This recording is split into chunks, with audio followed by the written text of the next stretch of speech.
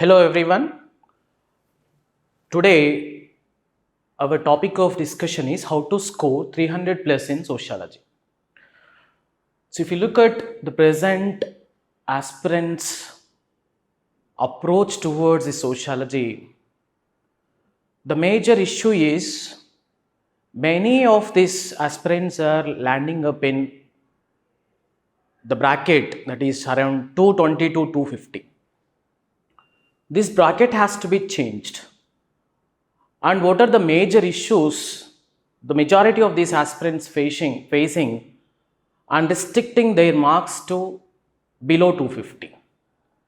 So today I am going to give you the major things you should keep in mind to score more than 300 in the sociology optional.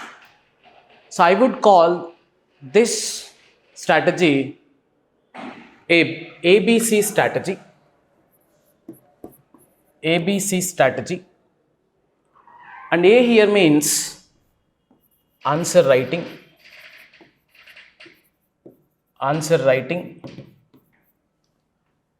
B here means understanding the boundaries,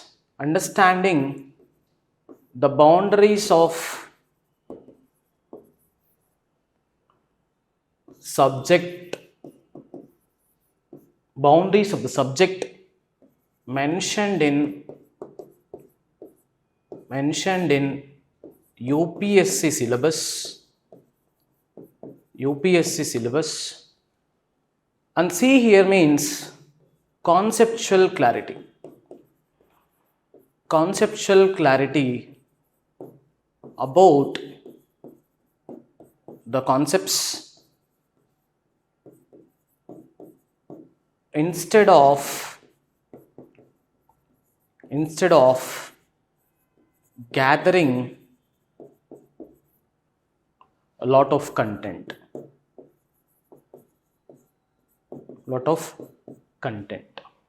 So first thing is answer writing. Here answer writing, the thing you should remember in the answer writing is there is a myth in this answer writing part that many aspirants are thinking that adding more number of thinkers is going to give you better marks.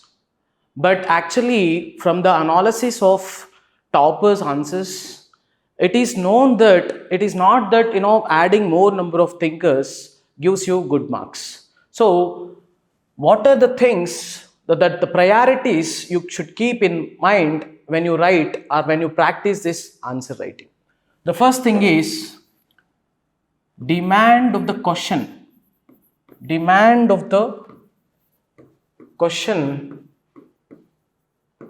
should be given more priority.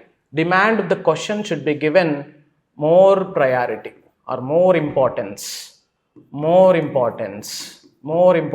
than adding too many thinkers. So demand of the question is very, very important. You should keep in mind that if you address the demand of the question and explain the concepts clearly and addressing the major parts of the question, you get more score than just adding whatever the thinkers you know in the answers. And the next thing is in static questions, your introduction should start with thinker's definition. In static questions, introduction should start with thinker's definition. Introduction should start with thinker's definition. And in dynamic questions, introduction should start with current context.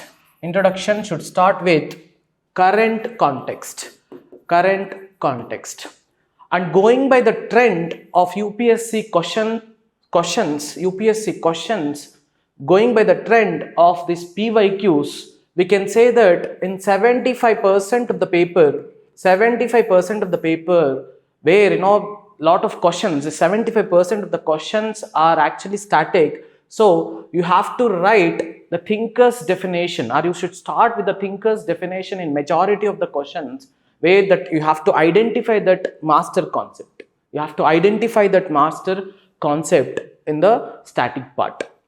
And in the current context, that is 25% of the questions, you have to write that current context introductions. Current context introductions. That is very, very important.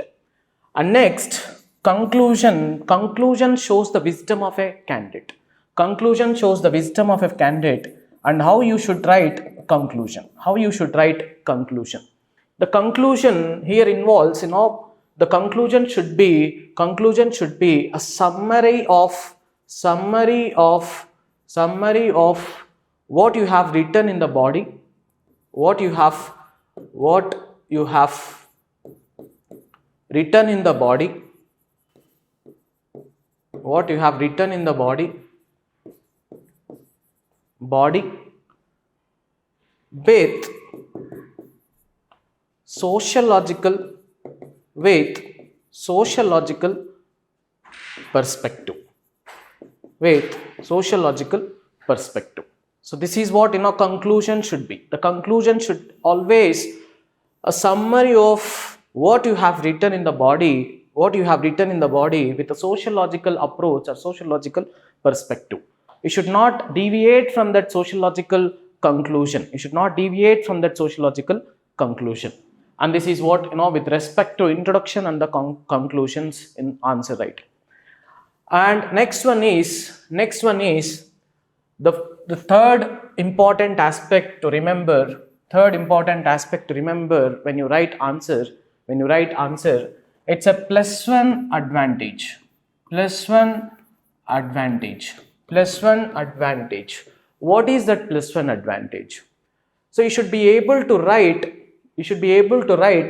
examples, that is substantiation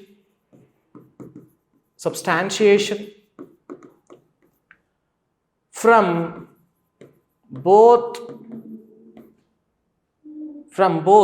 India and the world context,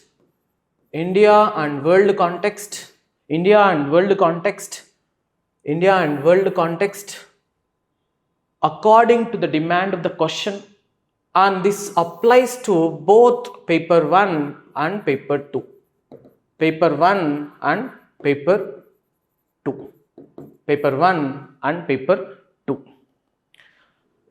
This is a +1 advantage where you should be able to write examples or substantiate according to the demand of the question.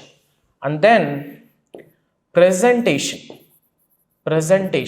These two things are very, very important, because the presentation makes your answer visible. Visibility. Your answer visible to the examiner. Presentation makes your answer visible to the examiner. And the next thing is, here you have to understand this examples from the both India and the world, and it should be in both paper 1 and paper 2. It's not like only in the paper 1 you should write world example and the Indian example, and don't differentiate that India and the world example, because in certain aspects you should be able to write in a comparative perspective in the paper 2. That is how India has changed in certain aspects in comparison with the world. So whenever you write answers in the paper 2, we should be able to bring both India and the world context into the examples. And next, most important thing is sociological terminology. Sociological terminology should be used in the answers. How it comes? How this sociological terminology comes? Sociological terminology comes by understanding the boundaries of the subject, and then conceptual clarity of the subject gets you to this, better understanding of the terminology. And the jargon or the terminology, the major terminology used in the sociology should be reflected in the answer writing. It's not like, whenever you write answers to the sociological questions, because most of these questions are looking like general studies questions. So whenever you miss this sociological terminology, it reflects, or it look like, it look like a general studies answer. That's where many aspirants are struggling to get good score. And next important thing should keep in mind is that next important thing is writing answers in both paragraph plus point format. Choosing one sometimes may cause a problem, because entire paragraph format may create certain issues. Entire point format also sometimes may create an issue, and it should be both paragraph and point format.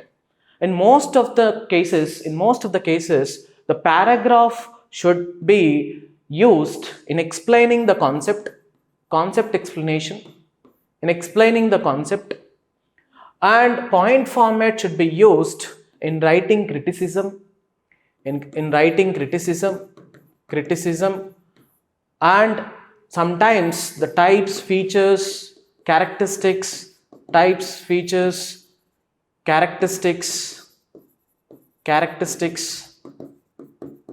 etc.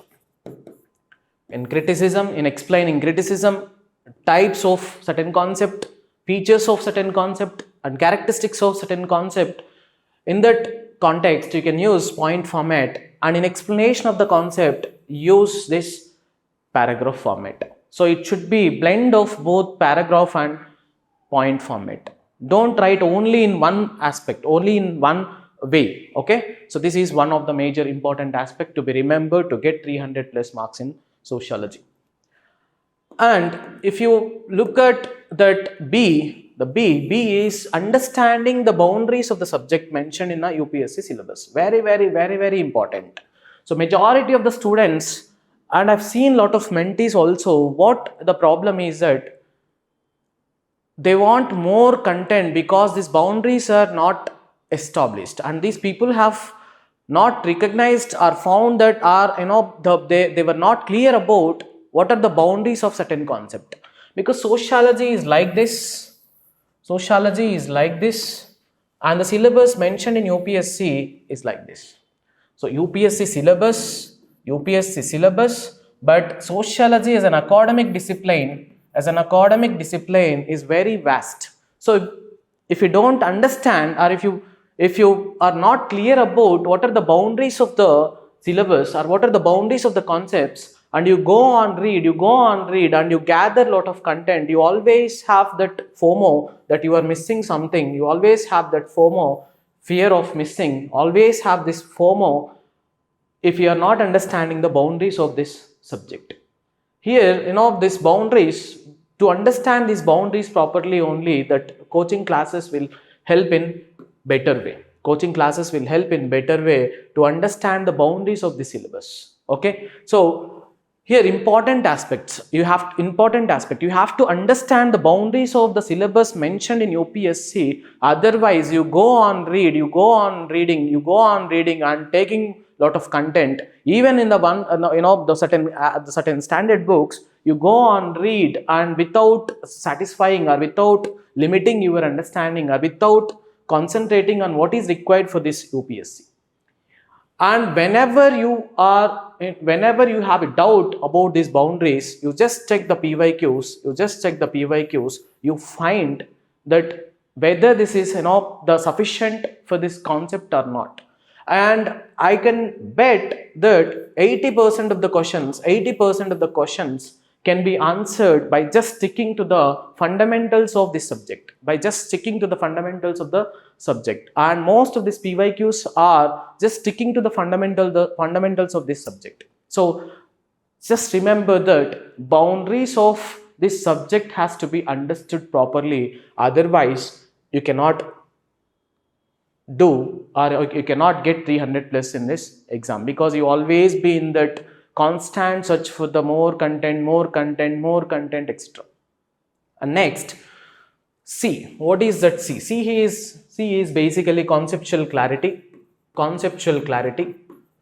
Conceptual clarity about this, about the subject and the syllabus mentioned in the UPSC. The conceptual clarity of all the concepts mentioned in UPSC. And all the concepts comes down to around 150. Just 150 concepts, the major 150 concepts are there in entire sociology optional, and out of which UPSC is expecting you to answer 38 questions. 19 questions from the paper 1, 19 questions from the paper 2. That's it. So out of 150 concepts, you are expected to write good answers for the 38 concepts. That is 19 questions from the paper 1 and 19 questions from the paper 2. So the major question here is how you can get this conceptual clarity. So conceptual clarity can be achieved by 3 iterations of reading this subject. 3 iterations of reading this subject. 3 iterations. The first iteration is suppose if you have a 4 months of time, 4 months of time for the preparation, 4 months of time for the preparation, you should be able to divide this 4 months into 3 iterations. That suppose example, if you are giving a 500 hours for the optional, 500 hours for the optional in the 4 months, that means every day you are keeping some 4 hours, every day you are keeping some 4 hours or 4.5 hours per day. That is, it comes down to 500 hours of the preparation, and these 500 hours has to be divided into 3 iterations. The first iteration should be 100 hours of reading. 100 hours of reading. In this 100 hours of reading, breadth of the subject should be understood. Breadth of the subject means, so what is now 50 hours for the paper 1, or 50 to 60 hours for the paper 1 and 40 hours for the paper 2. Here the breadth of the subject involves, so what are the concepts covered in syllabus? You just need to understand what are the concepts covered in the syllabus and how these concepts are interconnected,